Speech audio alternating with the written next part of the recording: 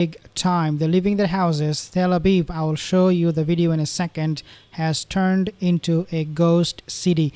Nobody is going out. Nobody is staying indoor. Nobody is found on the street, in the houses, in the shopping mall, anywhere. It is all empty. They're now fearing the attack will come without any video from Pentagon press secretary, and then I will talk to you more about this. Lucas, welcome to the briefing room. Thank you, General Ryder. Appreciate that. Under what circumstances would U.S. forces launch an attack on Iran? So look, our focus is on de-escalating the situation.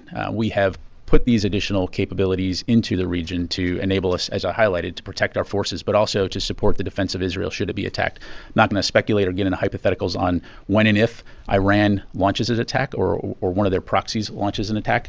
Their public comments have been very clear, so we need to take those seriously. But our focus is on de-escalating tensions, working on enabling that ceasefire and getting these hostages returned home. What a mess they're in. Why you have to work so hard to de-escalate the situation when you could easily tell Israel, hey, don't kill these people. Ismail Haniyeh, he's the political leader of Hamas. Don't do this, don't do that. Why you did not stop them? Well, guess what? U.S. has absolute no control over Israel. And now they're talking about de-escalation. Does anybody care about that? I don't think so. Isn't it important at this critical time in history that you send a very clear signal to Iran that if they attack, launch a major attack on Israel and or its proxies, the U.S. military will attack Iran? Don't you need to send a clear signal about what Iran, if they do it, if they cross it, you will attack them? I think we are sending an extremely clear signal, which is that we are going to support the defense of Israel as evidenced by the capabilities that, one, we already retain in the region, and two, the additional capabilities that we're flowing into the CENTCOM and EUCOM AOR. Real quick on Lincoln. The Secretary has ordered Lincoln to the Middle East twice now in the past, in over 10 days. The first time was 2 days after the Hamas leader was killed outside in Tehran. The second time was on Sunday, as you mentioned. Where was the sense of urgency for Lincoln to get to the Middle East? Lincoln was just doing an exercise with the Italian Navy on Friday. If it was so urgent for Lincoln to get to the Middle East, why did you need the second set of orders? Well, Lucas, as a former naval officer yourself, you understand the complexities and intricacies associated with managements of large fleets around the world. And the bottom line is, again, as evidenced by the capabilities that we are surging into the region, we will have a variety of capacity and capability to respond to various contingencies. Again, the focus is on de-escalating the situation, protecting our forces, and supporting the defense of Israel. And we'll continue. And this is not a Lucas Tomlinson press conference, so I'm going to go over to Idris. Okay, so I just want to point out this one. Recently, Iraqi militia from the Shia group, they have attacked U.S. Army military personnel, and I think 10 of them were injured. Now they're all coming back home. Every single day, they're facing this threat coming towards them from Iraqi militia, Shia Iraqi militia. Why would in the whole world U.S. would allow its own military to be at risk of their own lives working really for Israel? Like, how ridiculous that is. I'm sending my own military because I want to protect a different country, and I'm willing to do that, and I'll let the other country to act stupidly, and I will have no problem with that. And then what I will do is that I will have a press conference telling the whole world, hey, we're trying to de-escalate the situation. Like, why can't you have a leash on this dog?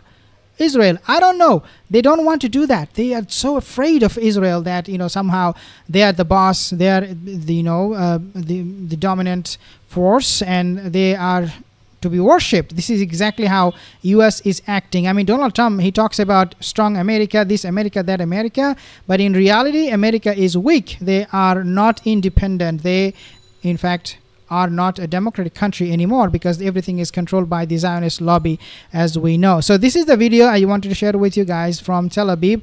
Look at these two morons, what they're doing on the street, on a scooty or something. What is that? Like a hoverboard or something, and you can see the streets are absolutely empty. Absolutely. I mean, can you imagine? This is a ghost city. Nobody outside, only few people outside, and everybody just left. They are not inside. Mind you that. They're not inside. They're not even in the city. All of them left. And then what you see from the Zionist propaganda, Israelis are, enjoying a nice cup of tea or coffee or wine in Jerusalem. They are just chilling, and they make fun of Iran's attack. Remember those memes they make. Oh, when the attack will come, they mock Iran. And now look what is happening in Tel Aviv. It's empty. It's a ghost city. I mean, guys, what can be further from the truth, what the Zionists, they're spitting out every single day. Now, we have to also discuss this one, guys. US, now they're saying that Iran could attack, and their attack could come with no warning, possibly in next days. I'm quoting them. Kirby said that the US did not have a firm sense of what kind of an attack Iran might launch, which is why it has worked diplomatically to de-escalate the situation. In other words, they have absolutely no idea how Iran will respond, so they're totally terrified. Iran could attack Israel with no warnings within days. White House National Security Communications Advisor John Kirby said, or Kirby, I don't know how you say it, said Thursday as the region remained on edge. An attack could come, quote, with little or no warning, and certainly could come in the coming days, and we have to be ready for it, end quote. He told reporters during a virtual briefing, but, he said, but, quote, the messaging effort continues and will continue because what we are really after is de-escalation and trying to prevent this. So they send their own warships and everything is ready to attack Iran if Iran attacks Israel, and Israel ask Israel, US to coalesce with them to attack back Iranian targets. And then at the same time, US is talking about de-escalation. So show force, flex your muscles so that the enemy will not attack, so that you can de-escalate the situation. Like, this is how the policy has become for US. I mean, they're so terrified that the state of Israel will be annihilated by Iran that what they say these days make no sense. Okay, it absolutely doesn't make any sense. Maybe it makes sense to you, but for me, it's absolutely bullocks what they're saying. Washington has sent messages to Iran through third parties to underscore this message, Kirby said, as all eyes were on the Gaza hostage and ceasefire talks in Doha, Qatar. Recently, there is this is coming from an insider information. So what US did, they sent 10 of their CIA agents to, you know where? Iran. They sent these 10 agents to Iran, begging them not to attack Israel. In return, they will offer Iran Mossad agents who were responsible for the assassination of Ismail Haniyeh.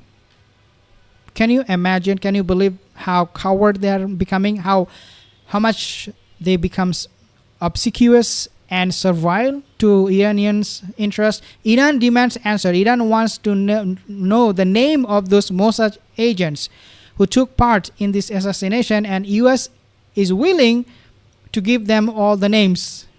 This is like, I mean, this whole thing is just falling apart for US diplomacy. This is all falling apart. First of all, they should not be going to Iran because they don't negotiate with enemies, right? But now, not only that they're going to Iran, but they're going on their own and begging the Iranian government, please don't attack Israel. Of course, the servile nature of US towards Iran is there. You can easily sense it. But guys, what these people are doing is absolutely ridiculous.